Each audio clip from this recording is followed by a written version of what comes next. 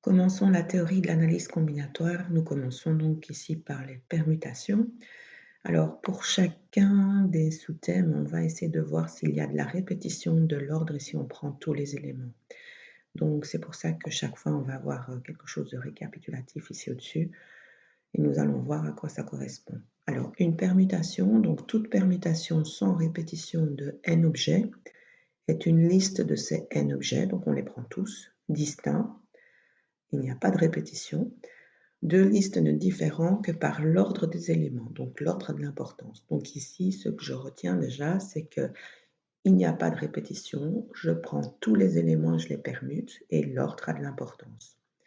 Alors le nombre de permutations sans répétition de n objets est noté P avec l'indice petit n en indice inférieur, et ça vaut la factorielle de n. Alors la factorielle de n, c'est tout simplement le produit de n par n-1, par n-2, par n-3, et on continue jusqu'à arriver à 3, 2, 1. Donc par exemple, la factorielle de 6, donc 6 avec un point d'exclamation derrière, c'est 6 fois 5 fois 4 fois 3 fois 2 fois 1. Alors, pour donner tout de suite un exemple, on vous demande combien y a-t-il de possibilités de former une équipe de volley. Donc on va prendre 6 joueurs si on dispose de 6 joueurs et si on indique la place que doit occuper chaque joueur. Donc on a bien pris tous les joueurs, 6 joueurs parmi 6. L'ordre a de l'importance puisqu'on leur indique une place et on ne peut pas mettre un joueur à plusieurs places, donc il n'y a pas de répétition. Donc c'est une permutation de 6, c'est égal à la factorielle de 6.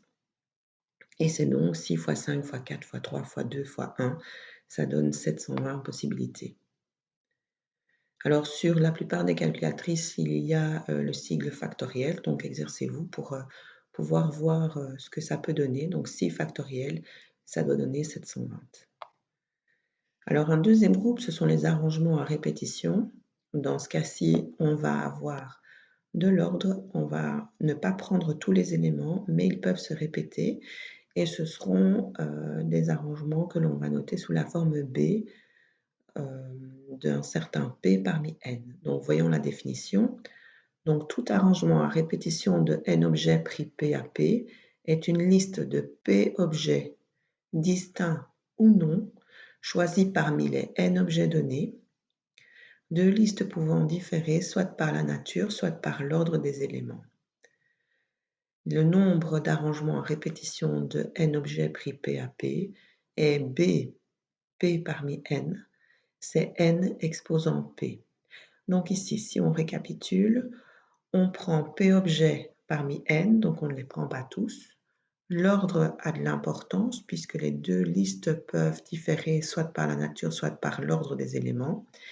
Et on peut répéter la présence des objets. Donc, là, c'est une liste de P objets distincts ou non. Donc, on peut répéter.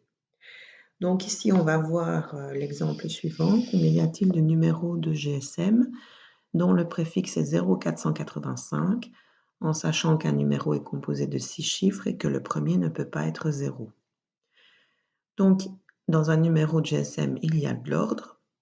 On peut répéter les chiffres à l'intérieur. Et on ne les prend pas nécessairement tous, on ne prend pas nécessairement tous les 10 chiffres. Bon, il y a donc 6 places ici. Pour le premier chiffre, on a la possibilité de mettre 9 chiffres différents, puisqu'on a les chiffres de 1 à 9, le 0 est exclu. Pour tous les autres, on a le choix entre 0, 1, 2, 3, 4, 5, 6, 7, 8, 9, donc 10 possibilités. Donc on a bien du 9 fois 10 exposant 5 et vous voyez votre arrangement à répétition de 5 parmi 10 qui apparaît ici. Donc ça donne 900 000 numéros différents. Cette fois-ci, nous continuons avec les arrangements sans répétition.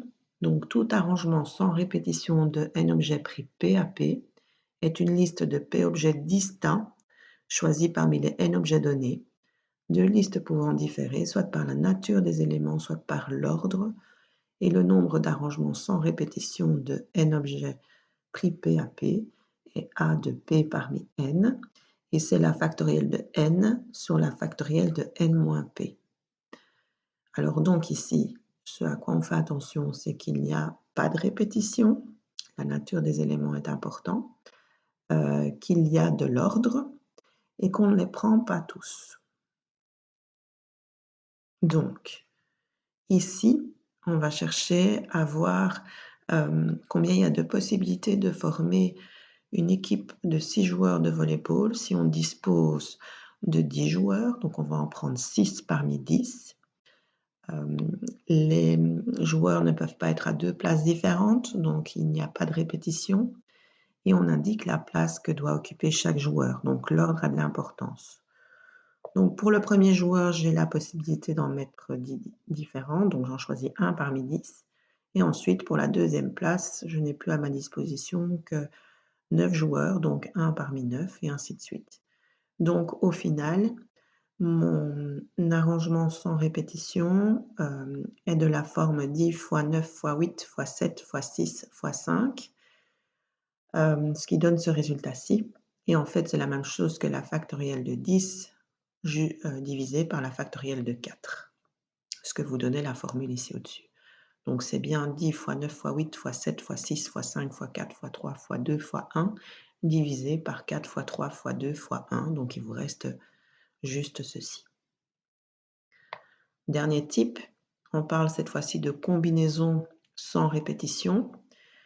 On ne va pas avoir d'ordre, on ne va pas les prendre tous et on ne va pas les répéter. Donc toute combinaison sans répétition de n objets pris P à P est une liste de P objets distincts choisis parmi les n objets donnés. Deux listes différentes uniquement par la nature des éléments et non pas par leur place. Le nombre de combinaisons sans répétition est noté C de P parmi n, c'est la factorielle de n sur la factorielle de n-p comme pour les arrangements de type A, mais également divisé par la factorielle de P puisque cette fois-ci on n'a pas d'ordre, donc on va diviser par le nombre de permutations. Alors donc ici, combien y a-t-il de possibilités de former une équipe de volleyball sans indiquer la place dans le jeu? Et si on dispose de 10 joueurs, donc on en prend 6 parmi 10, donc on ne les prend pas tous. On vous indique, on n'indique pas la place du joueur, donc il n'y a pas d'ordre. Et en plus, on ne peut pas répéter, un joueur ne peut pas intervenir à 2 places différentes. Ne peut pas être répété dans l'équipe de 6. Donc, c'est la factorielle de 10 sur la factorielle de 4, donc n-p. Donc 10 moins 6, ça fait 4, fois la factorielle de p, donc fois 6. Donc ici, on n'a plus que 210 possibilités de former l'équipe de volleyball. Donc vous avez ici, à la page suivante, un tableau qui permet de déterminer plus facilement la bonne formule à utiliser. Alors, la première distinction, est-ce qu'il y a un ordre ou est-ce qu'il n'y en a pas? S'il n'y en a pas, on est directement dans une combinaison sans répétition, donc un groupement de style C de P parmi N, qui répond à cette formule-ci. Ensuite, on peut se poser la question, prend-on tous les éléments ou pas tous? Si on les prend tous, c'est une permutation, c'est donc la factorielle de N. Si on ne les prend pas tous, on a encore deux cas possibles. Travaille-t-on avec des répétitions ou sans répétition? Si on travaille avec des répétitions, c'est les arrangements de type B, donc c'est n exposant P. Et si on travaille sans répétition, c'est les arrangements de type A, et donc c'est la factorielle de n sur la factorielle de n moins P.